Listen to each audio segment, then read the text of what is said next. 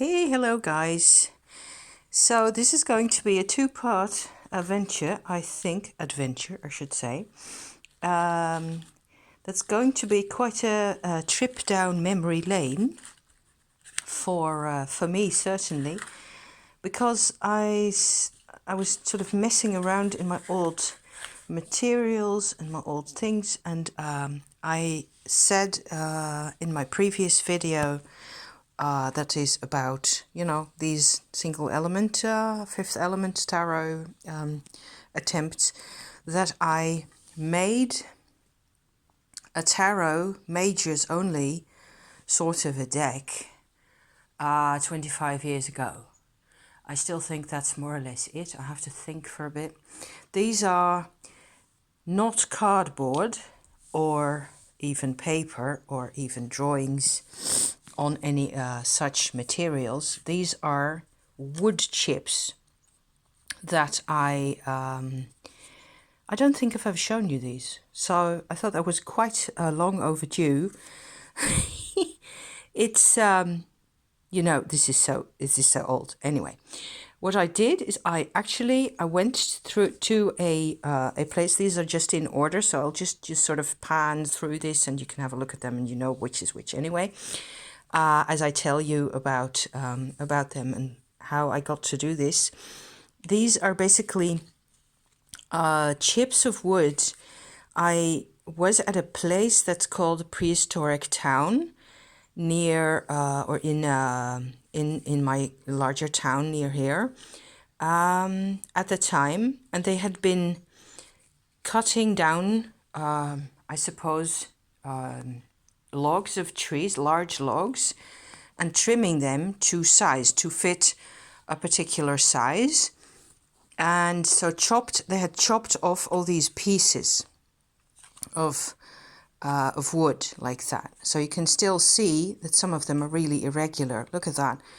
And I'd picked up a couple of those pieces, and back then I didn't know squat about tarot or even about my affection for card systems, or I had no idea. I did own a copy of Rachel Pollack's 78 Degrees of Wisdom, I think, and I did own my tarot, what was it, Hermetic Golden Dawn tarot, that I made a separate video about at some point last year.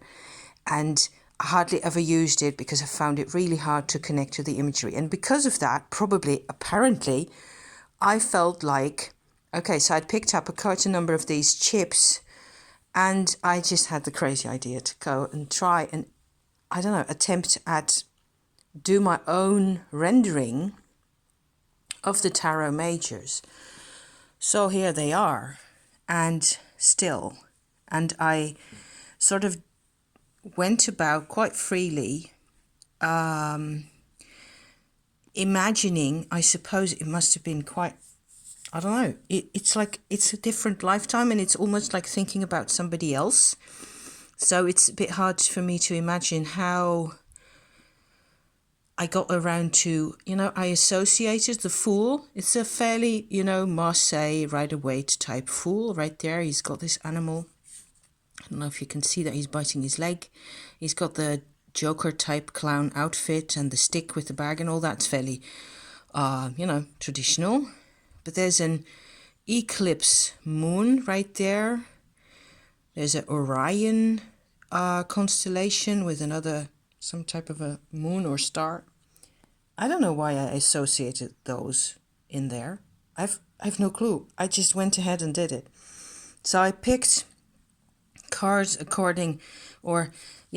pieces of wood that somehow fitted my idea of the card. This one is the Magician with the tools of the magic rising up out of the abyss at his command. So that's a particular interpretation, right? This is a lot more formal, and this is my single element business that I just stuck in there, each card to each, so as to keep track of things. My High Priestess, I remember some cards already having a bit of an issue with cards. I didn't like my High Priestess to be formal. It's one reason why I cannot really work with Rider-Waite-Smith. I want my high priestess to have her as out there in the rain and the sun and the wind, and to be connected to all that wild nature.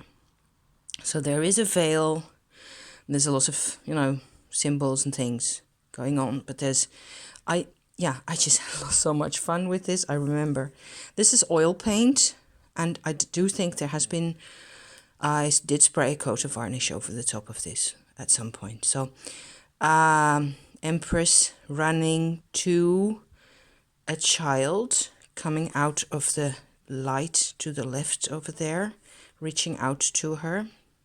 Can you see that? So there's motherhood in a way. The Emperor in a snowstorm with a tent next to him, still completely in control of things. This was another really tough card for me to imagine.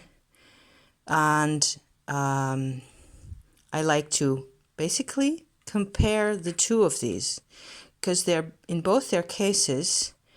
You can say whatever you like about the change in design, and there's lots of things that could be said. But in both of their cases, their hands are really important for these high priests. They are working with their hands to do good. That's something that I just had to. That was my take on the high priest. If you were going to be a high priest, you have to do things properly. So he's got it's a crystal ball or it's, I don't know, the earth seen from a distance, whatever, some type of perspective like that. So my lovers has changed enormously, of course. I must say I'm quite fond of these cards. I haven't, of course, ever used them in spreads or anything. Chariot. A lot of outdoorsy wild nature kind of stuff going on. I'm, actually rather pleased with that, which is something I tend to say. Very friendly strength card, sea, and the two of them having fun sitting in the water. Hermit with a pink wintry sky.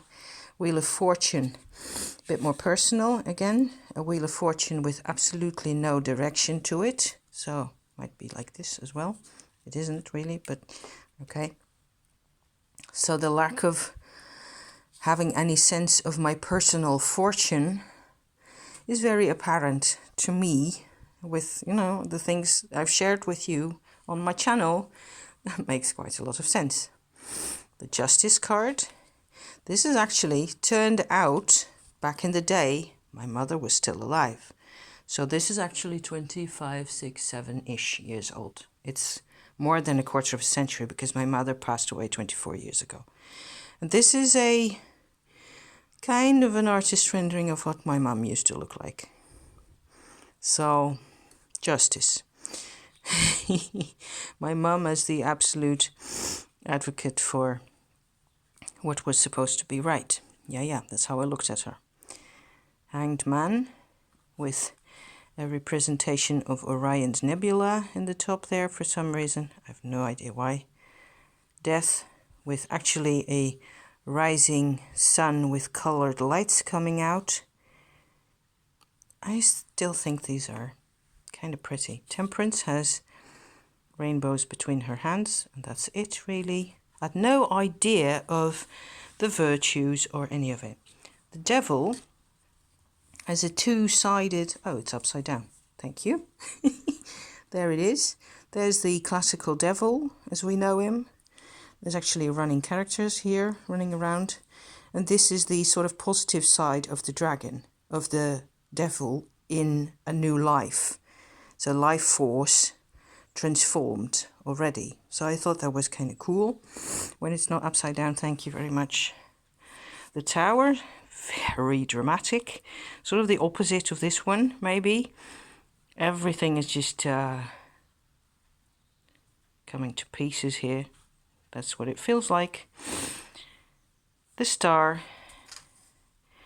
There's no sense of the progression from star to moon to sun. The sun has a lion in it and pyramids for some reason. I've no idea why.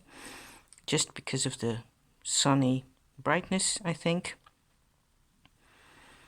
There's no real sense of the progression in perspective from the one to the other here that I did incorporate in my little cardboard interpretation of things. These are really individual, different approaches.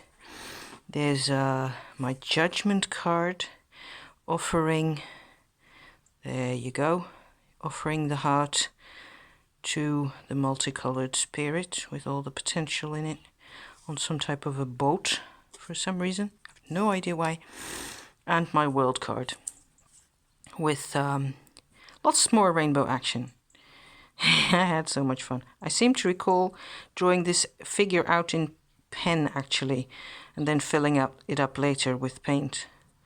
I don't know whether I actually did that, but I'm still quite fond of these images. And of course, like I just said, I think just now, you cannot really use this as a deck in any way. I did this as apparently as an exercise to I don't know, to make the imagery more familiar for myself, to acquaint myself with the imagery. So there's another part right here, which will be my second episode to this trip down memory lane. Thank you so far for watching.